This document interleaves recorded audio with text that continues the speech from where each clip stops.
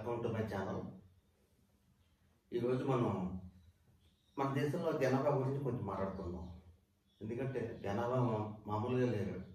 140 కోట్లని ఒక అంచనాకు వచ్చాక మొన్న, కానీ వాటికి అది 145 అయ్యే ఉంటుంది. అనధికారికంగా చూస్తే అంటే మనిషిని లెక్క పెట్టలేక అది 150 కోట్లు ఉంటుందని చెప్పి నా అనుమానం కాదు, నమ్మకం కూడాను.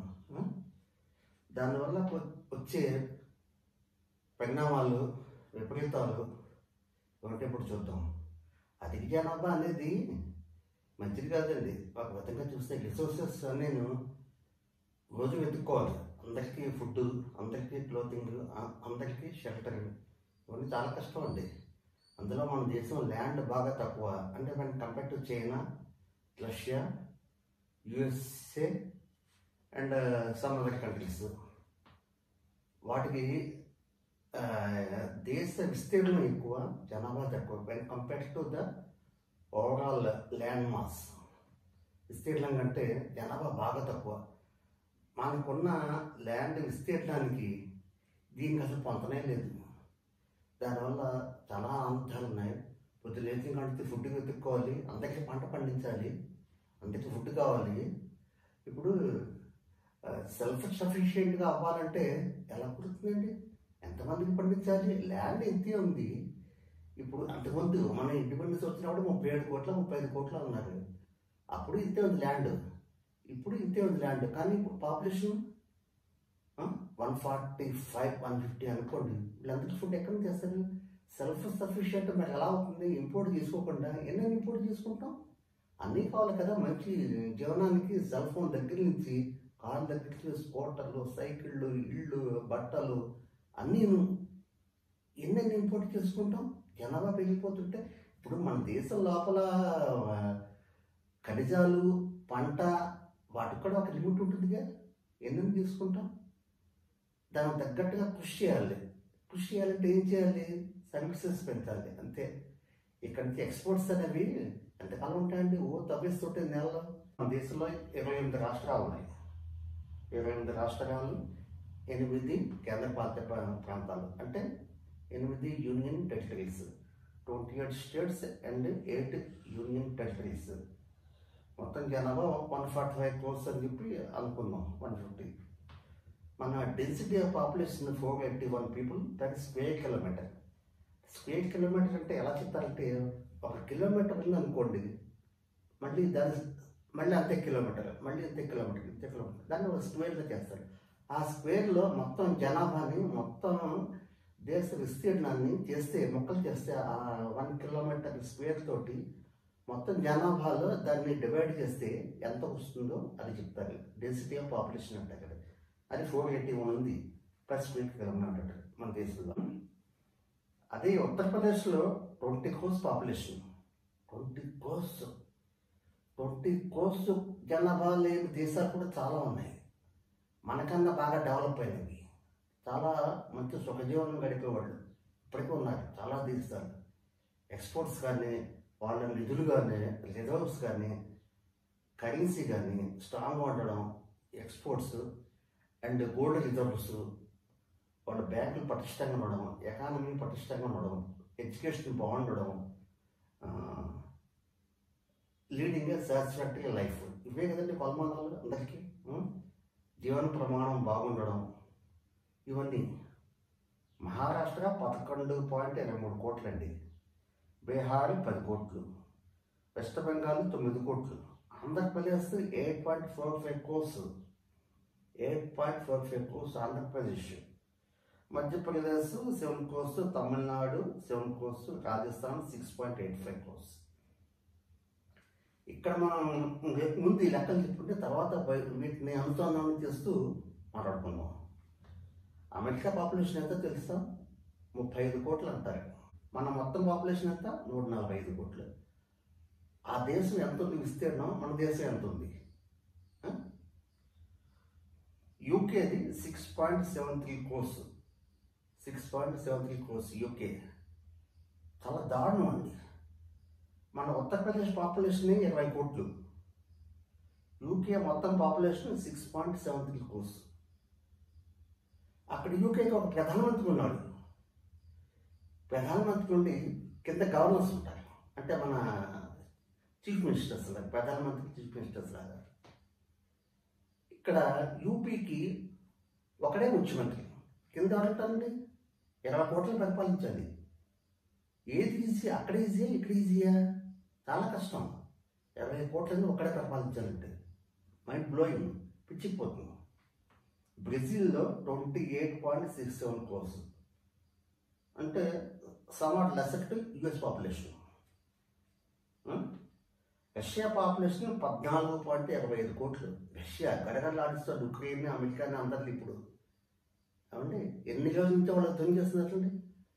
ఇది సెకండ్ ఇయర్ ఆల్మోస్ట్, ఇది కూడా అయిపోతుంది. రష్యా 14.25 కోట్లు వాళ్ళ పాపులేషన్. ల్యాండ్ మాస్ ఎంత ఉందండి? చాలా పెద్దది. రిసోర్సెస్కి ఏం కమ్మలేదండి, కమ్మినయ్యే. జపాన్ పాపులేషన్ 12.77 కోట్లు. సెకండ్ వరల్డ్ వార్లో తుక్కు అయింది, అటమిక్ బాంబు కూడా వేశారు. వాళ్ళు ఎంత డెవలప్ అయ్యారండి అందరికీ తెలుసు, విత్ ఇన్ షార్ట్ స్పాన్. వాళ్ళు సెకండ్ వరల్డ్ వార్ వచ్చిన సమయానికే కొంచెం అటు ఇటుగా మనకు కూడా ఇండిపెండెన్స్ వచ్చింది. మనం ఎక్కడ ఉన్నామంటే వాళ్ళు ఎక్కడ ఉన్నారంటే standard of living, economy, strength of currency, exports imports, ఇవన్నీ కొలుచుకుంటే వాళ్ళు ఎక్కడ మనం ఎక్కడ నక్కకి నాగలాకానికి తేడా. వాడు జనాభా ఎంత అంటే 12.77 కోట్లు, మన జనాభా 150 కోట్లు. AP population 8.45 crores. AP population 8.45 crores. ఎంతకన్నా తక్కువ ఉన్న దేశాలు, డెవలప్డ్ దేశాలు ఏమున్నాయో చూద్దాం. అంటే ఏపీ కంటే బలమైనవి దేశాలు అవి. ఏపీ అనేది ఒక రాష్ట్రం. జర్మనీ 8.23, చాలా బలమైన దేశం. ఫ్రాన్స్ 6.41 crores, తెలుసుగా ఫ్రాన్స్ ఎంత బలమైందో. Italy 5.91 crores. ఇవన్నీ EU దేశాలు, తెలుసు ఒకటి, యూరోపియన్ దేశం. South Korea 4.82 crores. South Korea 4.82 crores. Hyundai కార్లు, పెద్ద పెద్ద ఆటోమొబైల్స్. ఇప్పుడు ఆల్మోస్ట్ జపాన్ ప్రభావం తగ్గిపోతుంది ఆటోమొబైల్స్లో. South Korea is getting stronger, తెలుసుకో మన అందరికీ. Canada 4.83 crores. కెనడా తెలుసుగా, ట్రూడో మన పన్ను కూడా అక్కడ కాకున్నాడు. అమిత్ షా కింద వాళ్ళకి ఒక బోర్డర్ ఉంటుంది. Australia 2 crores. Don't believe 2 crores after all. వాళ్ళకి ఒక జిల్లాలో ఉంటారేమో. ఢిల్లీ పాపులేషన్ ఎంత తెలిసిందో మీకు? 3.30 crores, అంటే 3,30,00,000. Australia population 2.10. మన రాజస్థాన్ పాపులేషన్, రాజస్థాన్లో ఎలా తెలుసు కదా, అక్కడ స్టాండర్డ్ ఆఫ్ లివింగ్ ఎలా ఉంటుందో తెలుసు కదా, ఎంత ఘోరంగా ఉంటుందో. 6.85 crores రాజస్థాన్. ఆస్ట్రేలియా 2.10, అంటే ఆస్ట్రేలియా పాపులేషన్ కంటే 3 రెట్లు ఉంటుంది రాజస్థాన్లో పాపులేషన్. స్టాండర్డ్ ఆఫ్ లివింగ్ ఎవరికి బాగుంటుందండి? వాడదా మందా? చాలా ఘోరంగా ఉంటుంది. దీనివల్ల వచ్చే repercussions, what we call it, the negative results ఇప్పుడు కొంచెం మాట్లాడుకుందాం. మన దేశంలో ప్రధాని ఒక్కడే 145 కోట్లకి. వాళ్ళకి ఆస్ట్రేలియాకి, కెనడా ఇవన్నీ చిన్న చిన్న పాపులేషన్ ఉన్న దేశాలు విస్తీర్ణం వదిలేద్దాం కాసేపు. పాపులేషన్ ప్రకారం మాట్లాడుకుందాం. ఆస్ట్రేలియాకి ఒకడే పాపులేషన్, ఒకడే లీడర్, ప్రధానమంత్రి కానీ ప్రెసిడెంట్ కానీ. Canada, Spain, South Korea, Italy, France, Germany.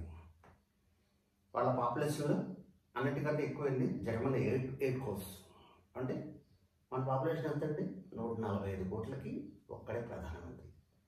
చేయగలరా అండి? ఎవరివల్ల అవుతుందా? ప్రధానమా? ఇప్పుడు పాపులేషన్ పెరిగిపోతుంటే ఒకటి మాట ఎవరైనా వింటారా? ప్రాక్టికల్గా ఆలోచిద్దాము. ఎవరైనా వింటారా? ఆయన ఏమైనా చేయగలడా? ఆయన ఒక నిర్ణయం తీసుకుంటే ఎవడన్నా ఫాలో అవుతాడా? ఎన్నో చట్టాలు చేశారండి. సీఎంను వేధించకూడదు, పడకట్నం అని, ఇంకోటని చాలా తీశారు చట్టాలు. టెర్రరిజం మీదను, స్మోకింగ్ మీదను, లిక్కర్ మీదను చాలా చేశారు చట్టాలు. ఎవరన్నా ఫాలో అవుతున్నారంటే ఎవరన్నా? కొంచెం తగ్గింది, అంతేగాని పూర్తిగా పోలేదు కదా. ఎందుకు పోలేదు? 145 కోట్ల మోడీ ఎంత చూస్తాడు? ముఖ్యమంత్రులు ఉన్నారు కదా అంటారు. ముఖ్యమంత్రులు ఎవరు వింటారండి మోడీ మాట? ప్రధానమంత్రి మాట ఎవరైనా వింటారా? ఎవరు వినరు. మన దేశంలో ఉండే గొప్పతనం అది. మనకి ఫ్రీడమ్ మితిమీరిపోయింది, శృతిమించే ఆధారపడింది. ఏమండి, ప్రధానమంత్రి ఒక్కడు 145 కోట్లు ఏం చేయలేడు. ఆయన ఒక్కడే.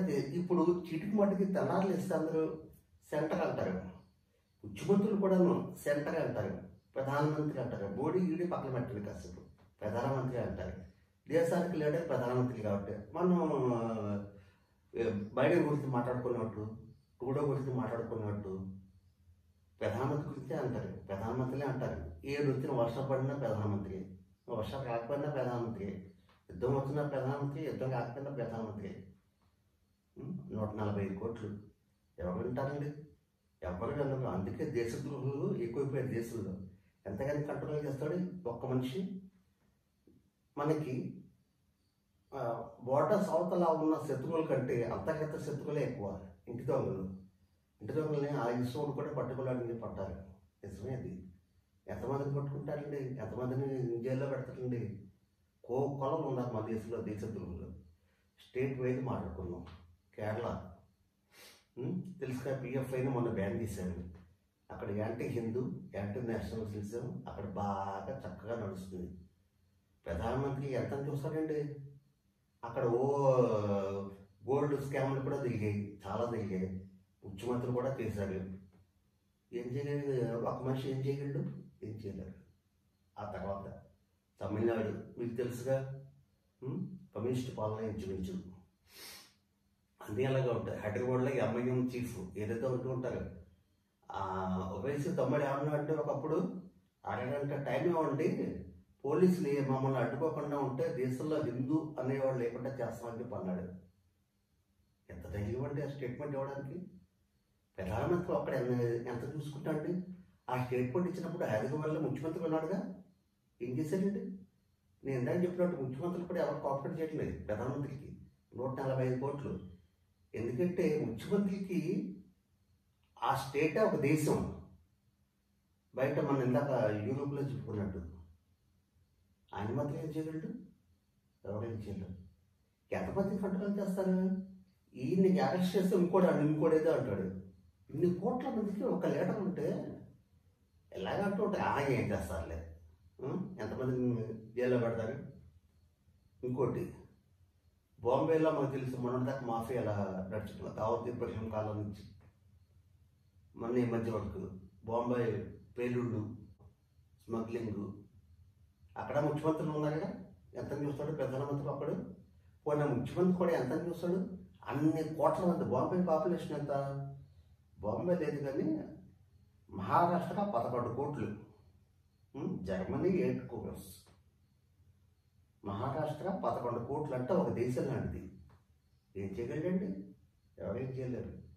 మొన్న మధ్య నార్త్ ఈస్ట్లో జరిగింది కదా, ఏంటి కమ్యూనిస్టులు వాళ్ళు వీళ్ళు మణిపాల్లో ఏదో I forgot it, just what is that state. చాలా అల్లాల్లో జరిగేది, చాలా లూటి దహనం, స్త్రీలు బట్టలు ఇప్పేసి ఆర్మీకి అడ్డంగా ఉంచోవడం. ఏంటంటే నెక్స్ట్ థింగ్స్. ప్రధానమంత్రి వెళ్ళి ఇప్పుడు అక్కడ ఆపాలా? ఆర్మీ వెళ్ళింది కదా, ఎవరు వింటాట్ల మాట? ఎవ్వడు వెండు. 145 కోట్ల మందికి ఒక లీడర్. మన ఇంట్లోనే 10 మంది పిల్లలు ఉంటే ఎందుకండి? 3 పిల్లలు ఉంటే ముగ్గురిని మనం బ్యాలెన్స్ చేయగలమా ఈ రోజుల్లో? ఢిల్లీ తెలుసుగా, ఢిల్లీ పాలిటిక్స్. జమ్మూ అండ్ కాశ్మీర్ ఎంతకాలం అలా ఉండిపోయిందండి. ఒక్కడేం చేయగలండి? దేశద్రోహులు లేకపోతే దేశంలో చాలా కష్టమండి. వీటన్నిటికీ ఏం చేయాలంటే, మీరు అనొచ్చు మనది డెమోక్రసీ, అందరూ అనుకుంటారు democracy the biggest democracy in the world అని చెప్పి. గొప్పదే, మన తర్వాత అమెరికాని అనుకుంటున్నాం biggest democracy in the world. కానీ డెమోక్రసీ వల్ల మనం ఏమైనా బాగున్నామండి? దేశంలో అరాచకం కానీ, రేట్లు పెరిగిపోవడం కానీ, స్మగ్లింగ్ కానీ, స్త్రీలపై అత్యాచారాలు కానీ, స్టాండర్డ్ ఆఫ్ లివింగ్ కానీ, ఇన్ఫ్లేషన్ కానీ, సెక్యూరిటీ ఆఫ్ లైఫ్ కానీ ఏమన్నా తగ్గాయండి? ఏం తగ్గల, అన్నీ పెరిగిపోతూనే ఉన్నాయి. ఇన్ని చట్టాలు ఉన్నాయి, ఇన్ని జైళ్ళు ఉన్నాయి. మళ్ళీ ఇంకో విషయం, మన దేశంలో రెండే రెండు విషయాలు బాగా తక్కువ ఉన్నాయండి. ఒకటి డాక్టర్స్, జనాభాకి తగ్గట్టుగా డాక్టర్స్ లేరండి, అది ఒప్పుకోవాలి. డాక్టర్స్ ఎక్కువైతే వాటికి వాళ్ళ విలువ తగ్గుతుందని చెప్పి, క్వాలిటీ ఆఫ్ ట్రీట్మెంట్ తగ్గుతుందని చెప్పి ఒక భావన అన్న ఉందేమో ఐసీఎంఏ కానీ మన సెంట్రల్ గవర్నమెంట్ కానీ. రెండోది పోలీస్ వ్యవస్థ. పోలీసులు కూడా జనాభాకి తగ్గట్టుగా లేదు. అందుకే nobody cares police even on the road. Traffic light red light పడినా సరే వెళ్ళిపోతారండి. పోలీసులు ఎంతమంది చూస్తారండి? ఒక కానిస్టేబుల్ ఉంటాడండి, 5 రోడ్లు కలిసే కూడల్లో ఒక్క కానిస్టేబుల్. ఆయన ఏ బీడీకో చాయ్కో పక్కకెడితే మధ్య ఆయన ఉంటేనే ఎవరు పట్టించుకోరు. ఇంతమంది పాపులేషన్ ఉన్నారు, ఎవరైనా ఒక కానిస్టేబుల్ ఏం చేయగలడు? ఒక కానిస్టేబుల్ చేయలేంది ఒక ప్రధానమంత్రి ఏం చేయగలండి? ఒక 4 కోట్ల కూడలు ఒక కానిస్టేబుల్ మెయింటైన్ చేయలేకపోతుంటే 145 కోట్ల మందిని ఒక్కడు మెయింటైన్ చేయగలడా? Highly impossible. ఇలా ఉంటుందండి, చాలా కష్టం ఉన్నాం మన దేశంలో. దీనికి విరుగుడు అని చెప్పడం కానీ మన ఓటర్ కంట్రీ ఉందిగా చైనా, అక్కడ ఏముంది? నియంత్రణతో పాలన, డిక్టేటర్షిప్. నార్త్ కొరియా దిహద్దు, అది వాడు మరి యూజ్లెస్ కూడా వాడు కదా. చైనాలో ఉంది, చైనా వాడు మెయింటైన్ చేస్తామని పనుకోవచ్చు. కానీ మనకు నచ్చుతుంది అది? మనకు నచ్చదండి. మనకు ఫ్రీడమ్ కావాలి, నాకు కూడా కావాలి ఫ్రీడమ్. మరి చైనా లాగా ఉంటే గవర్నెన్స్ నాకు నచ్చదండి. నాకు ఫ్రీడమ్ కావాలంటే నా ఇష్టం వచ్చిన వీడియోలు చూస్తాను, నా ఇష్టం వచ్చిన వెబ్సైట్స్ ఓపెన్ చేస్తాను, నా ఇష్టం వచ్చినట్టు బయటకు వెళ్ళి టీలు తాగుతాను, సైకిల్ దొక్కుతాను. It's my life. అంత కంట్రోల్స్ ఉంటే నేను కూడా ఒప్పుకోనండి చైనా లాగా. మరి ఏం చేయాలంటారు? అంటే ఒక్క స్టేట్ని 2 మొక్కలు చేసినా ఎక్కువే. మరి ఏం చేయాలంటే ఇప్పుడు?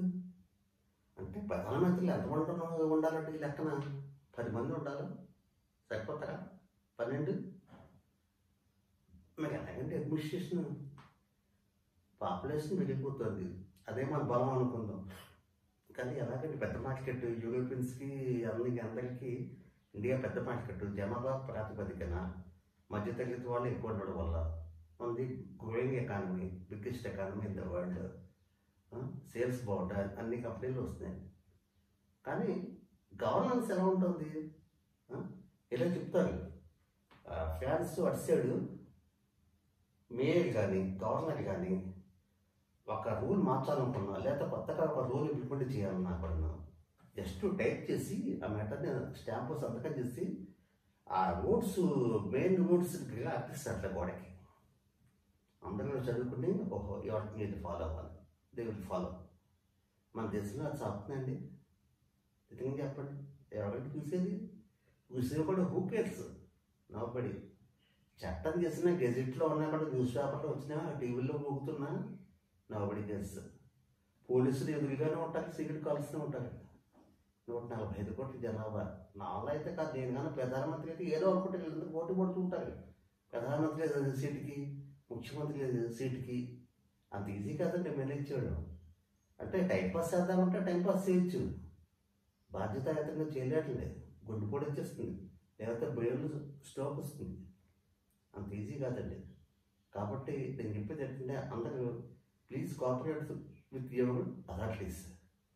మీ జిల్లా స్థాయి అధికారులతోటి, రాష్ట్ర స్థాయి అధికారులతోటి, ముఖ్యమంత్రి కానీ ఎవరైనా కలెక్టర్లు వాళ్ళతో కానీ, ప్రధానమంత్రి ఎవరైనా మోడీ ఎక్స్వైజెడ్ ఎనిబడి, అందరితో కోఆపరేట్ చేయండి. ఈ దేశం మనది. ఎందుకంటే దీన్ని జనాభా ఎక్కువైపోయారని చెప్పి మనం వస్తే హ్యాపీగా బతికేద్దామంటే ఒకటండి, ఎక్కువైతే అది అరాచకం కూడా మొదలవుతుందండి. రిసోర్సెస్ తగ్గిపోతుంటే కొంతకాలంగా అరాచకం వస్తుందండి. అరాచకం రోడ్డు మీద ఎక్కడో జరుగుతుంది, మా ఊళ్ళో జరగదు, మరి చాలా పీస్ఫుల్ ఏరియా, మాది ఎక్కడ పల్లెటూరు అనుకోకండి. పల్లెకి మూలకి వస్తుంది, తలుపు తట్టుకుని వస్తుంది. నేను ఈ వీడియో చూస్తుంటే బయటకు డోర్ కూడా పట్టచ్చు. కాబట్టి అందరూ సహకరించండి, దేశం కోసం కష్టపడండి. అదే మీకు విషయం చెప్పదలుచుకున్నాను. చివరిగా, వ్యక్తులు శాశ్వతం కాదు. నేను ఇంతకుముందు ఒక బుక్లో రాశాను, వ్యక్తులు శాశ్వతం కాదు, స్వార్థం మితిమీరి పనికి కాదు, దేశం మాత్రం శాశ్వతం. మనం ఉంటాం పోతాం, కానీ మనం కొంచెం ఏదైనా ఒక చిన్న హెల్ప్ చేస్తే మన దేశానికి భావితరానికి ఎంత ఉపయోగపడుతుంది. ఎందుకంటే దేశం ఉంటుంది కదా, గాంధీ నెహ్రూ వాళ్ళందరూ అలా అనుకుంటే మనకి స్వతంత్రం వచ్చేదండి. నేను ఎవరైతే హ్యాపీగా కూర్చుని వీడియో చేస్తున్నట్టే ఎవరంటే కారణం, చాలామంది త్యాగం చేశాడు మహానుభావులు. కొంతమంది పేర్లు ఉన్న పనులు పేర్లు కూడా తెలియదు. Yes lucky. ఇప్పుడు ఒకటి చరిత్రలో అందరి పేర్లు ఉండాలి, అందరికీ శిలా విగ్రహాలు కట్టించాలి అలా అనుకోకండి. శిలా విగ్రహం కట్టిస్తానకండి. ఇప్పుడు మనం కొత్త దానాలు అని చెప్పి కొంతమంది చేస్తుంటారు. ఎందుకండి ఆ పేరు దేవుడి నుండి ఏదో శ్రీరామనవమని ఇంకోటని నవరాత్రులని కొత్త దానం అని చెప్పి నేనైతే అలా నేను ఎక్కువ ఏమోను ఎక్కువ ఇచ్చుకోలేదు కాబట్టి 500 ఇచ్చినా వెంటనే రిసీప్ట్ తీసుకో బుక్ తీసుకుని పేరు రాద్దామని కొద్దయ్యా అక్కలేదు లేదు అంటారు. ఎందుకంటే మన పబ్లిసిటీ కోసం కాదని చేసేది. దేవుడు ఉన్నాడు, నిజంగా దేవుడికి ఇస్తుంటే నువ్వు దేవుడికి తెలియదే ఉంది. అలాగే మన పేర్లు ఎవరు చెప్పుకోకలేదండి. హిస్టరీలో బుక్స్లో కాసేస్తే ఇంత వీటి చేశారు దేశానికి అక్కర్లేదండి. ఏమండి మనిషి పోయాక పేరు ఉన్నామంటే లేకపోయినామంటే అంతా మట్లో కలిసింది. కాబట్టి అందరికీ కోఆపరేట్ చేయండి, సాటి మనిషిని గౌరవించండి, ప్రేమించండి. ఈ సమాజం అన్నది మన కుటుంబం మందంగా ఉంటాం కదా, అలాగే సమాజం కూడా మందే. కుటుంబం బాగుంటే సమాజం బాగుంటుంది, సమాజం బాగుంటే దేశం బాగుంటుంది. అందరికీ కోఆపరేట్ చేయండి. Please respect the law and order. చట్టంలో ఉన్న ప్రతి దాన్ని ఫాలో అవ్వండి. అవుదాం మనం, ఎందుకంటే ఈ దేశం మంది. ఈ క్వశ్చన్ చెప్పిన ignorance of own country's law is not pardonable. Ignorance of foreign law is somewhat pardonable. మనం విదేశాలకు వెళ్ళినప్పుడు అక్కడ చట్టాలు అన్నీ తెలియకపోవచ్చు, కానీ కొన్ని ఫండమెంటల్స్ తెలుసుకోవాలి. కానీ ఇదే దేశంలో ఉంటూ నాకు ఈ చట్టాలు తెలియదు, నాకు తెలియక అలా తీసానంటే కుదరదండి. Being a citizen of any nation, you are suppose to know all the laws governing that land. తెలుసుకోవాలండి, తెలుసుకొని దాన్ని గౌరవించాలండి. ప్రభుత్వాన్ని ఎన్నుకున్నది ఎవరండి? ప్రధానమంత్రిని కానీ ముఖ్యమంత్రి కానీ. మనం ఓట్లేసి గెలిపించుకున్న వాళ్ళే చట్టాలు చేస్తారు. మరి చట్టాలను మనం గౌరవించమా? ఆ చట్టాలను గౌరవించకపోతే ఆ మనిషికి ఓటు ఎందుకు వేసామండి మనం? చట్టాలను గౌరవించకపోతే మనల్ని మనం గౌరవించుకోనంటే అలా చేయకూడదండి. మనం ప్రేమిస్తాం కదా, గౌరవించుకుంటాం కదా, సెల్ఫ్ రెస్పెక్ట్ ఉంటుంది కదా, ఆత్మగౌరవం అంటారు కదా, అది ఉంటుంది కదా. కాబట్టి ఓటుకు విలువ ఉన్నట్టే, మనకు విలువ ఉన్నట్టే మనం ఎన్నుకున్న వ్యక్తికి కూడా విలువ ఉంటుందండి. అది మనం ఇచ్చేదే. ఆ ఇచ్చిన వాడిని చులకనగా చూడకూడదు. ఆయనకి రెస్పెక్ట్ ఇవ్వాలి. దేశం బాగుండాలి, అందరూ బాగుండాలి. సర్వే జన సుఖనే పొందాలి. ఈ వీడియో మీకు కానీ నచ్చితే ప్లీజ్ సబ్స్క్రైబ్. Thank you.